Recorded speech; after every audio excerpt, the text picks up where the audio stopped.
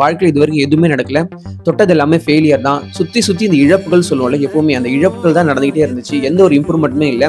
இதுக்குடா வாழ்றோன்ற நிலைமைக்கு அவர் போயிட்டாரு. அப்ப என்கிட்ட ஒரு ஜாதகம் பார்க்க வர்றாரு. நம்ம வச்சுப்போம். சும்மா சொல்லிக்கிட்டு இருக்கேன். ஜோதிடம் இல்ல, நீ லைஃப் முடிஞ்சே போச்சு. நான் வாழ்றதுக்கு தகுதியே இல்லாத ஒரு பர்சன். நீங்க பார்த்துட்டு மட்டும் என்ன சொல்ல போறீங்க அப்படின்னு சொல்லிட்டு அவர் நினைச்சிருப்பாரு. நம்ம ஒரு ஜாதகத்தை எடுத்து பார்க்கும்போது அவருக்கு அந்த நேரத்துல மீன ராசிப்படி நிறைய கஷ்டங்கள் வந்து நடந்துச்சு. பட் தசாபுத்தி அவருக்கு நல்லா இருக்கலாம். அவருடைய ஜாதகப்படி, அவருடைய பிறந்த லக்னப்படி, அவர் பிறந்த நட்சத்திரப்படி அவருக்கு வந்து ஒரு ராஜயோக திசை நடக்க போகுது.